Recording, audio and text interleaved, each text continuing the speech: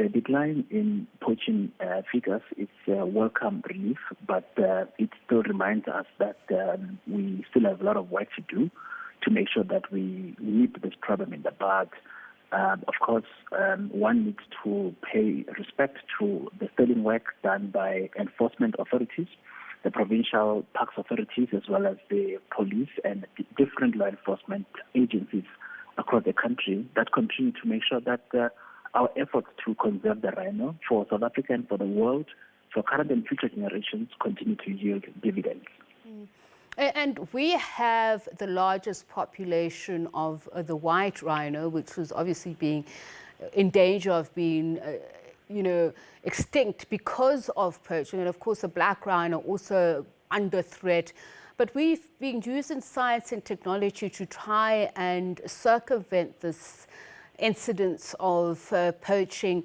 Take us through some of the measures that are in place, where we're winning the battle, where we are losing in the war. So the brutal truth is that the demand for rhino horn is largely driven by the foreign markets. And I think it's fair to start at that point because the demand of the rhino horn is driven by mostly in the Asian markets. And if that's the case, it means that it's part of the international illicit wildlife trade. And therefore, it's important for us to make sure that as we fight poachers, we also take the war to a global stage. We've done that. We've got standing memorandum of understanding with China. We've got similar agreement with Laos. We've got an agreement with Vietnam, and as well as with Mozambique. Mozambique primarily because the Kruger National Park is just adjacent to Mozambique. A lot of the times, incursions recorded in Kruger National Park happened via the Mozambican authority territory. And therefore, it's important for us to do that.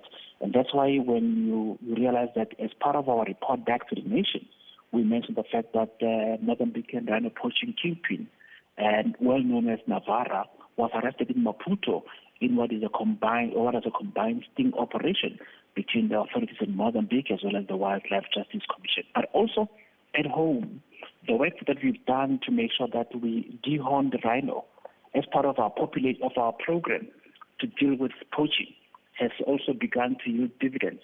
And a lot has been done in the Kruger National Park to make sure that we reduce the poaching pattern in that particular part of the country. And just in terms of the international collaboration, according to reports, demand for rhino horn internationally has declined. But is it by a significant enough amount? And I'm wondering how much cooperation you're getting from our international partners when people are caught with rhino horn. I know there's CITES protocols, etc., but are these individual countries taking responsibility for their nationals or rhino horn being brought on their territory? So the truth is that, like I mentioned, the memorandum of agreement that we signed with a number of countries are helping. So one of the big examples that one could actually look at is the arrest of a South African in Singapore who was found in possession of about 34 rhino horn. And as a result of that, we're working collaboratively with Singapore to make sure that we get to the bottom of this particular case.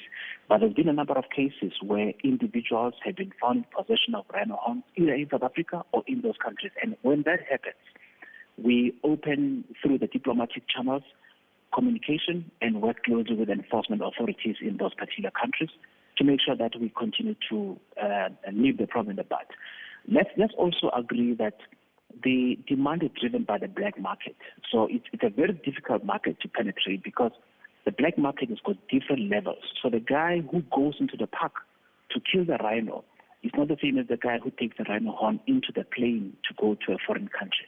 And the person who picks it up at the Kruger National Park, at the port of entry and exit, is a different person from the person who's going to make sure that it reaches the kingpin. So it's a very multifaceted program that they're running that includes a whole range of people at different levels. And therefore, when you arrest one individual at the park, you've not actually broken the syndicate. You need to go into the levels and make sure that you arrest and get the kingpin in the country of origin. And therefore, the memorandum of understanding that we signed get towards making sure that whenever an individual is arrested with horns from South Africa, we work collaboratively with those countries, and we continue to do so, as we did with the Mozambicans, as we've done as well with Singapore, where South African man Changi was arrested at the Changi airport in Singapore. Albi, as the Minister was saying earlier on, particularly in KwaZulu-Natal, these poachers are now moving their attention from the national parks to the provincial parks and even private game parks. Is there collaboration with those owners of those private owners who have rhino on their properties? Are they part of the dehorning programs? And I'm also just wondering, how do the animals then adapt to this? Because nature, there's a purpose for every single fixture in a species. So how are they rehabilitated to survive then in the wild? You're right. I mean, as Minister said in that piece that you played, Kruger National Park saw about 124 rhino killed for their horns. Other national parks didn't go through the same challenge, and I think we need to once again thank the rangers for the sterling work they continue to do. But we are worried extremely about the unfolding pattern in KZN, and we believe that it's important that we replicate some of the success stories and efforts and interventions that we've implemented in other parks across the country. We replicate those in KwaZulu-Natal. Minister will be engaging extensively with parks authorities in the province and the MEC to make sure that we deal with this problem, because we understand and we acknowledge the fact that rhino continue to be part of the ecotourism sector in the province, and therefore the continuing culling and killing and poaching of rhino in Skukuza in the Sisue area is an area of great concern that we would want to make sure that we address collaboratively with the province. But also, it's also fair to say that private rhino owners continue to be a very pivotal part of growing the rhino population. And therefore, part of our strategy is to make sure that we continue to support their efforts to grow the rhino population. And part of our effort is to make sure that we share with them some of the information that could come in very handy to make sure that they deal with the poaching, but also we, on an ongoing basis, continue to work with the private rhino owners in the country to grow the population for current and future generations.